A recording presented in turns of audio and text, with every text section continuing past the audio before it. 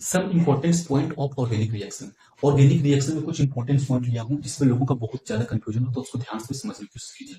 देखिए ये जो है, ये वाला जो पार्ट पार्ट है, ये क्या है? ये एलिमिनेशन रिएक्शन का ही पार्ट है, ठीक। एलिमिनेशन रिएक्शन का ही टाइप से, तो थोड़ा समझिए ध्यान से। जैसे देख, बोल रहा है डीहाइड्रोजनेशन। डीहाइड्रेशन, हाइड्रेशन का मतलब क्या होता है? वाटर, ठीक है। तो यहाँ पे लगा हुआ डी, माने वाटर ग्रुप यहाँ से हटे, ठीक है। उसके बाद बोल रहा है डीहाइड्रोजनेशन। डीहाइड्रोजनेशन का मतलब क्या? तो समझिए हाइड्रोजनेशन का मतलब क्या होता है। तो हाइड्रोजनेशन का मतलब होता है ये हेलोजन ग्रुप, माने ये क्या बोलते हैं, नाइट्रो हाइड्रोजन ग्रुप। तो इसका मतलब क्या हुआ कि हाइड्रोजन ग्रुप यहाँ से हट जाता है।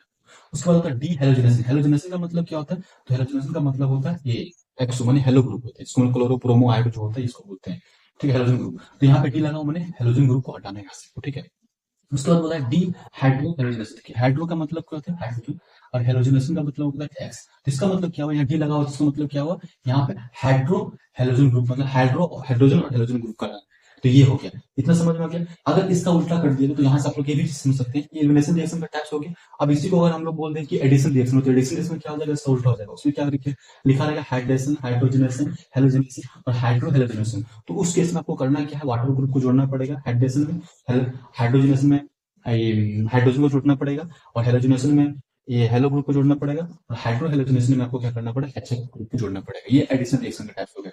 चलिए इस चीज को हम यहाँ यूज करके देखते हैं। जैसे देखिए क्या है, ये इथेनॉल है, ठीक है, इथेनॉल ग्रुप है, इथेनॉल है। इथेनॉल में हम लोग क्या करेंगे? अगर कौन H2SO4 डाल देंगे, ठीक, इथेनॉल में अगर कौन H2SO4 डाल देंगे क्या बनेगा? ये एल्कीन ग्रुप बन जाएगा। देखिए यहाँ से क्या हो रहा है, यहाँ से दोनों निकल रहा है, इसका मतलब क्या है? यहाँ पे वाटर ग्रुप का निकलना। तो वाटर ग्रुप को निकलना हम क्या बोलते हैं? डिहाइड्रेशन। तो इसको अगर बोल दिया जाए कौन सा रिएक्शन, उसको बोल सकते हैं डिहाइड्रोजनेशन एलिमिनेशन रिएक्शन बोल सकते हैं, ठीक है। यहाँ से वाटर ग्रुप का निकलता है।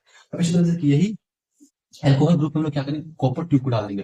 तो यहाँ पर अगर कॉपर ट्यूब को डालेंगे तो यहाँ से क्या निकल रहा है? तो यहाँ से निकल रहा है दो, मैंने हाइड्रोजन ग्रुप निकल रहा है। तो हाइड्रोजन ग्रुप निकलेगा तो ये क्या बनेगा? एल्डिहाइड ग्रुप बनेगा। और जब हाइड्रोजन ग्रुप निकलेगा तो क्या बोल देंगे? उसको डीहाइड्रोजनेशन बोल देंगे। तो इसको अगर बोलेगा कौन सा रिएक्शन, तो उसको बोल सकते हैं डीहाइड्रोजनेशन एलिमिनेशन रिएक्शन बोल सकते हैं। तो आई होप लोगों को समझ में आया।